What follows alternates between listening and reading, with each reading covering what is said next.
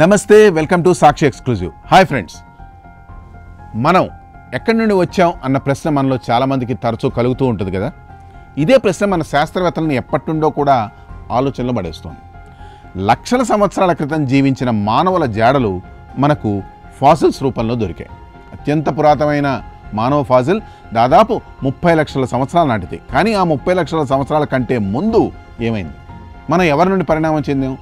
ఆ పరిణామం ఎలా జరిగింది? ఈ ప్రశ్నలకు సమాధానం కొనుక్కునేందుకు సైంటిస్టులు ఎథియోపియాలో దశాబ్దాలుగా శోధిస్తూనే ఉన్నారు. అయితే ఇప్పుడు వారికి ఒక సమాధానం దొరికినట్లు కనిపిస్తోంది.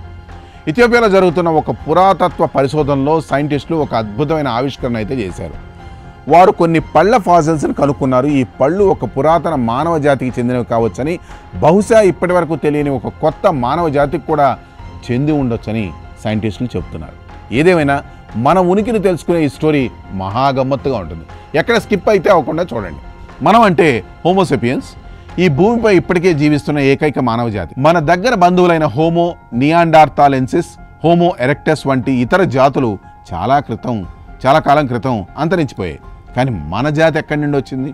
మనం ఎలా పుట్టాం? ఈ ప్రశ్నలు సైంటిస్ట్ని ఎప్పటి నుండో ఆలోచింపజేస్తున్నాయి. 30 లక్షల సంవత్సరాల క్రితం నాటి హోమో జాతి ఫాసిల్ మనకు దొరికిన అత్యంత పురాతనమైన మానవ ఆధారం. ఇప్పుడు ఇథియోపియాలోని ఓ ఆవిష్కరణ కొత్త సమాచారాన్ని వెలుగులోకి తెస్తోంది. అక్కడ ఒక అంతర్జాతీయ శాస్త్రవేత్తల బృందం దశాబ్దాలుగా మానవ మూలాలను కనుక్కునే పనిలో ఉంది. వారు ఇప్పుడు కనుక్కున్న ఈ ఫాసిల్స్ ముఖ్యంగా పళ్ళు 26 లక్షల నుండి 30 లక్షల సంవత్సరాల మధ్య కాలానికి చెందినవి.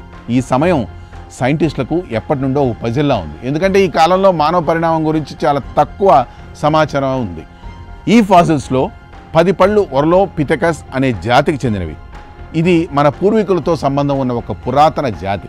ఆశ్చర్యకరంగా 3 పళ్ళు హోమో జాతికి చెందినవి. అంటే ఈ 2 జాతులు ఒకే సమయంలో ఒకే ప్రాంతంలో జీవించాయని అర్థం.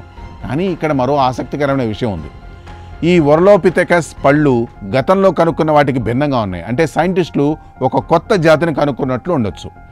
ఈ కొత్త జాతికి ఇంకా పేరు పెట్టలేదు, ఎందుకంటే శాస్త్రవేత్తలు దీని గురించి మరింత సమాచారం సేకరించాలని భావిస్తున్నారు. వారు ఈ జాతి శరీర నిర్మాణం, రూపం గురించి మరింత తెలుసుకోవాలనుకుంటున్నారు. ఈ ఆవిష్కరణ ఎందుకు ఇంత ముఖ్యమైనది అంటే ఇది మానవ పరిణామం గురించి మన ఆలోచనను పూర్తిగా మార్చేస్తుంది. ఇప్పటి వరకు మనం ఒకే ఒక జాతి నుండి పరిణామం చెందామని అనుకున్నాం. కానీ ఈ కొత్త ఆధారాలు ఏం చెప్తున్నాయంటే మన మానవ పరిణామం అంత సక్రమంగా జరగలేదు. దానికి ముఖ్య కారణం 30 లక్షల నుండి 25 లక్షల సంవత్సరాల కాలంలో 1 కాదు, 2 కాదు, బహుశా 3 లేదా అంతకంటే ఎక్కువ ఒరలోపిథెకస్ జాతులు తూర్పు ఆఫ్రికాలో జీవించాయి. ఈ జాతులు ఒకదానితో ఒకటి సంకర్షణ చెంది పరస్పరం ప్రభావితం చేసుకొని ఉండొచ్చు. ఇది మన పరిణామ కథలో ఒక కీలకమైన క్షణం. ఈ ఆవిష్కరణ మనకు చెబుతున్న గొప్ప విశేషం ఏంటంటే మన మూలాలు మనం ఊహించిన దానికంటే చాలా వైవిధ్యమైనవి.